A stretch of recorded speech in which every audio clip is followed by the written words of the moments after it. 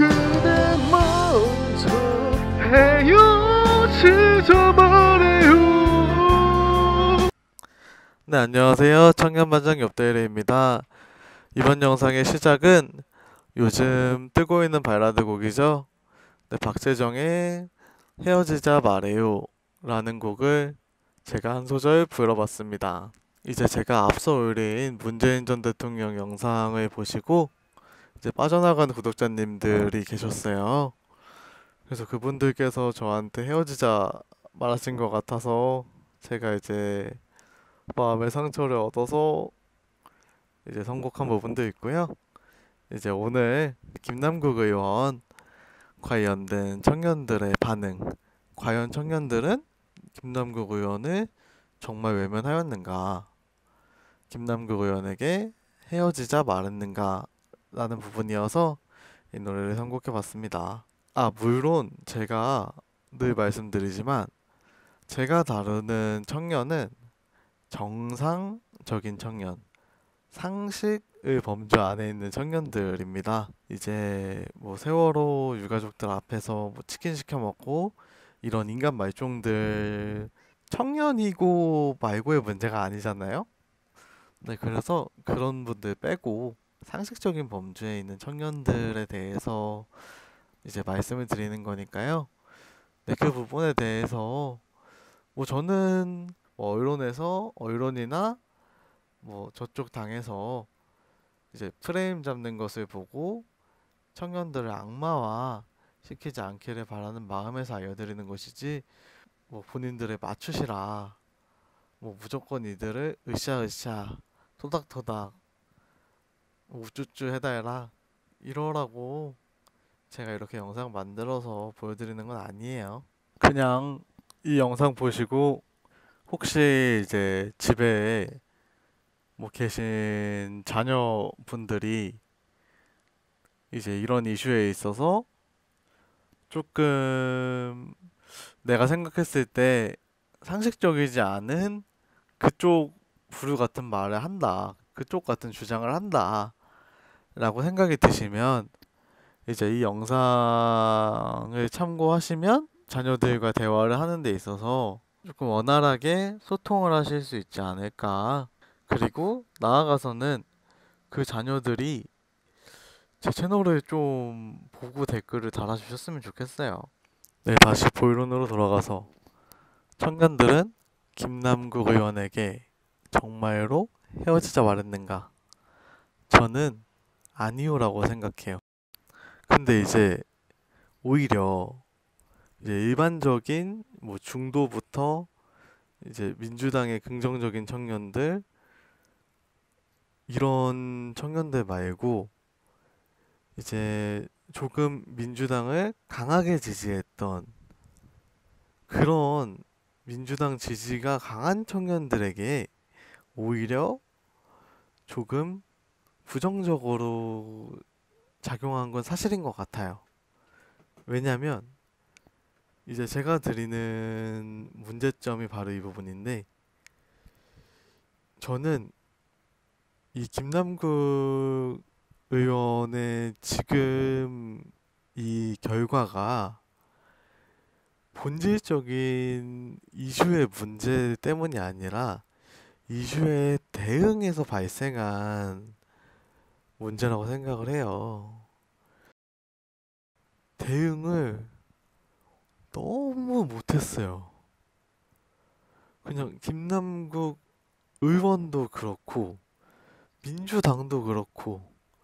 근데 이제 제가 아쉬운 건 민주당은 솔직히 그 김남국 의원을 안 좋아하는 우리들이 나와서 그냥 일부러 그런 거잖아요, 솔직히. 근데 제가 아쉬운 건 이제 김남국 의원 본인께서 뉴스공장에 나와서 처음 해명하셨을 때 저는 이제 사실 누구 코치를 받으셨기는 했나? 이게 본인이 너무 궁지에 몰리고 이슈가 되고 타격을 한 번에 맞으니까 이제 당황을 한 것 같아요. 그러니까 이제 이성적으로 대응을 못하고 본인도 흥분을 한 거죠. 그래서 이제 본인도 이제 어떻게든 이제 법적 책임이 없다. 이런 식으로 이제 어떻게 보면 공격적인 대응을 하게 된 건데, 그 김호준 총수가 사실 그 부분을 한번 지적을 했었어요. 그 법적인 부분 말고 그 사람들이 이제 감정적으로 느끼는 이해 충돌에 대한 부분에 대해서 이제 이야기를 좀 해달라. 근데 그 부분을 기회를 줬는데 이제 김남국 의원께서 다주택자를 예로 드셨어요. 이 다주택자 관련된 법을 내는데 그것도 문제가 아니지 않냐. 근데 이게 사실 이제 우리가 민주당을 지지하는 대부분의 분들께서는 다주택자 의원이 다주택자 법을 내는 것도 사실 그렇잖아요. 사실 좋게 보지 않으시잖아요. 근데 이거를 예로 드시면서 왜 나한테만 그러냐. 이 논리가 이게 특히 청년층, 저는 이 발언을 듣고 바로 떠오른 게, 아, 이거 분명히 이제 저쪽에서 이제 법기술자라고 두드려 맞겠구나. 변호사잖아요. 그리고 이제 민주당에서 항상 이런 걸 비판을 해왔잖아요. 근데 그리고 이제 특히 이제 이런 부분을 비판을 잘 하시던 게 김남국 의원이에요. 이제 공감에 대한 부분을 언급하시면서 이렇게 법꾸라지처럼 빠져나가는 모습에 대해서 비판을 하시던 게. 근데 약간 김남국 의원 모습이 그렇게 보였어요. 제가 보기에도. 거짓 코스프레는 악마화고 궁상까지는 그럴 수 있다고 생각은 해요. 그러니까 이제 쉽게 비유를 드리면 이제 지하철역 같은 데서 이제 채소 같은 거 파는 할머니들이 있으시잖아요. 그러니까 아무도 이제 그 할머니들이 본인께서 아, 나는 너무 가난해서 이렇게 채소를 팔아. 이렇게 하시는 분 없거든요.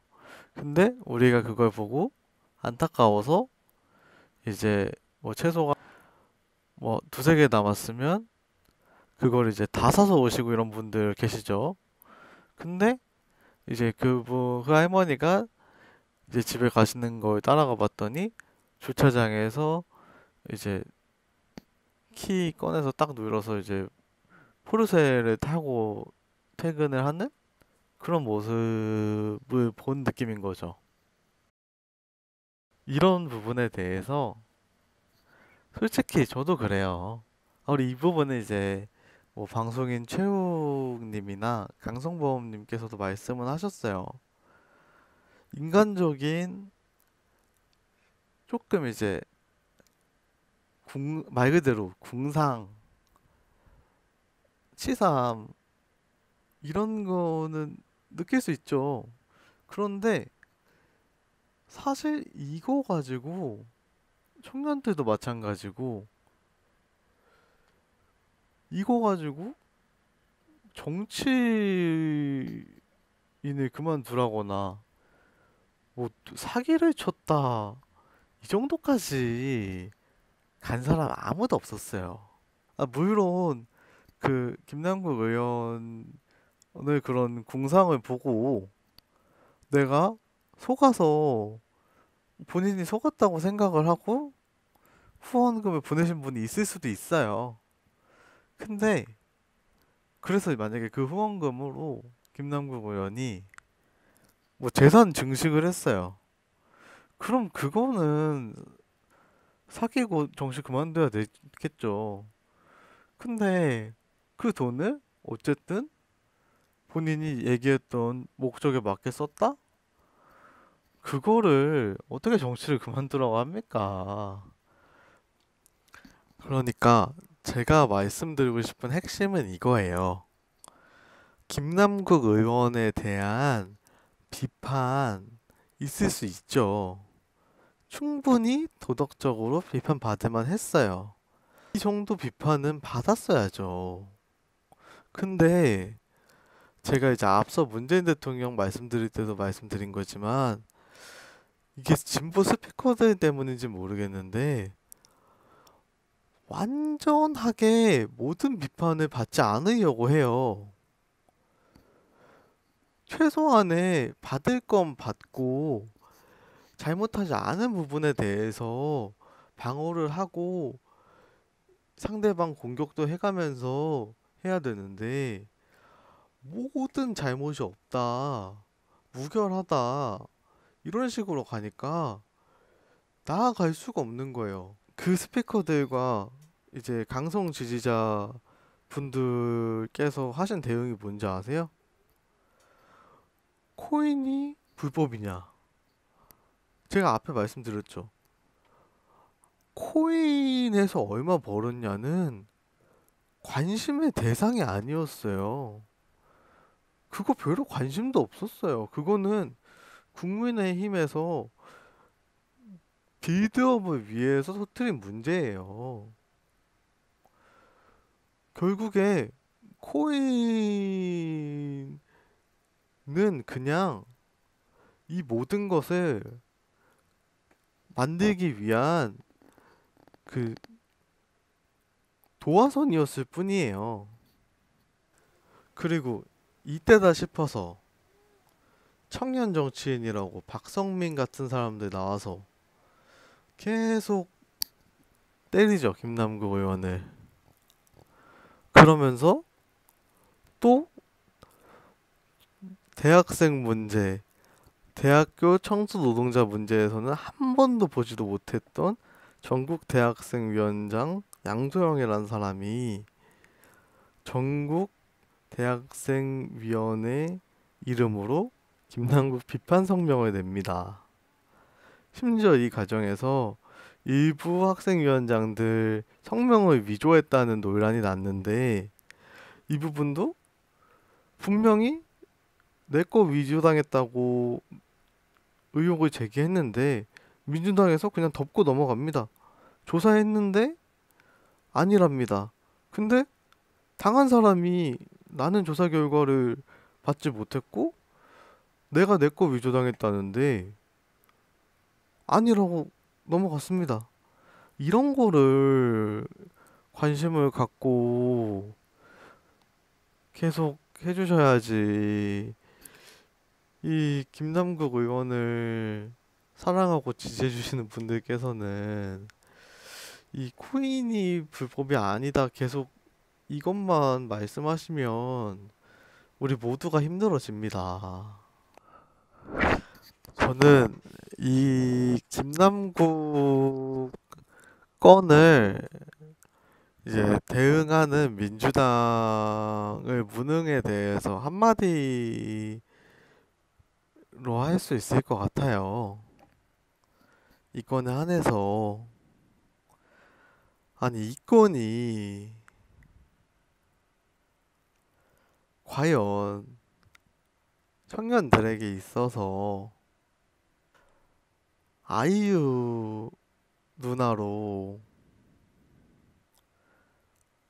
야설 쓴 거보다 임팩트가 큽니까? 아니 그래도 그 기본소득당 용해인 의원님께서는 이제 그 야설 작가하고 방송 같이 나오면 그런 부분을 지적은 하시던데 민주당 쪽에서는 같이 방송하면서도 아무도 지적을 안 해요. 청년 정치인이란 사람들이 그 대학생위원장 이거 가지고 발언한 적 있나요? 전 들어본 적이 없네요. 아니 어떻게 아이유 누나로 야설을 쓴 거는 넘어가죠?